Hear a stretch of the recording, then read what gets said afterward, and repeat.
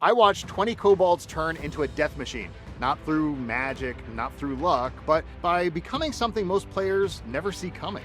Hey folks, Ron from Dungeon Noob here, and one question has divided D&D tables. In a real fight, who wins? Goblins or kobolds? Most people would say goblins, right? Better armor, more hit points, superior weapons, and honestly, I thought so too.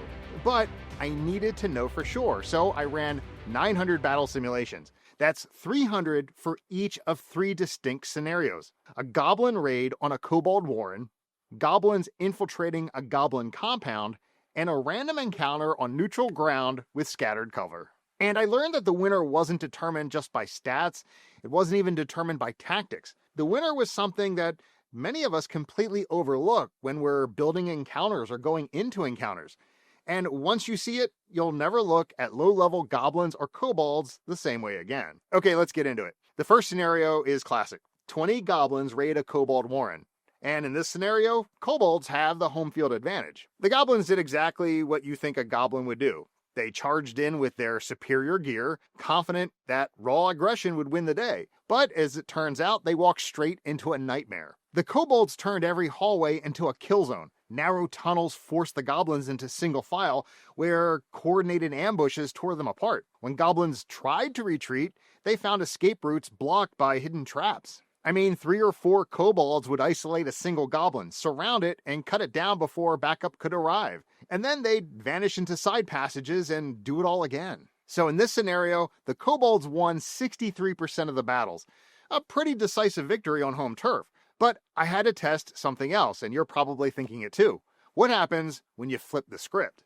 Okay, so for the second scenario, I reversed everything. 20 kobolds infiltrate a goblin stronghold to rescue captured allies. Now, the kobolds were the organized invaders, trying to use their disciplined tactics in enemy territory. And to be honest, that discipline became their weakness. The goblins turned chaos into a weapon. They used their messy, unpredictable lair to launch hit-and-run attacks from garbage piles, false walls, and unstable ledges. Just when the kobolds thought they had control, goblins would appear from nowhere, strike, and then disappear again. The kobolds' careful formations just fell apart in the chaos. They couldn't predict where or when the next attack would come from, or they couldn't coordinate their famous pack tactics when enemies kept vanishing into the tunnels. So in this case, goblins won 68% of these fights. They dominated on their home turf. 2 scenarios, 2 home field victories. Kind of makes sense, right? But that raised the most important question of them all. What happens when neither side has the advantage? When it's just raw ability versus raw ability. So for the final test, both warbands stumbled onto each other in a random encounter in an open cavern. And this is where everything clicked for me. The goblins won, but barely, 55% to 45%. After watching fairly decisive victories in the previous scenarios, this one felt like a coin flip. It's true, goblins' better armor and weapons gave them an edge in direct combat, but the kobolds' teamwork, their pack tactic abilities, was so effective that it almost completely canceled out that advantage. Even without their tunnels and traps, their ability to coordinate attacks and focus fire nearly carried the day. I watched simulation after simulation where multiple kobolds would corner a single goblin and overwhelm it through pure cooperation.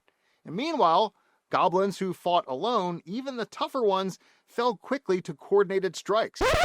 Okay, hold on a second. As I'm editing this and listening to it and making sure it's correct, I realized that the simulation got something wrong, and maybe you discovered it too. So it was so fixated on the pack tactics that it forgot about the goblins' ability to nimble escape, which probably pushed the win percentage to about 65, not 45 to 55. So anyway, wanted to make that note, and now back to the video. So after 900 simulations, the winner was clear.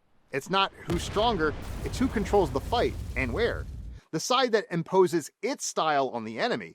Order for kobolds, chaos for goblins, always won. The moment they fought on the enemy's terms, they lost. And that's the real discovery for your game. As a player or a DM, the battlefield is your most powerful tool. Forcing an enemy to fight on your terms is more important than stats, spells, or gear. And next time, I'm setting it up so a beholder goes up against a horde of zombies, so be sure to subscribe to see that matchup.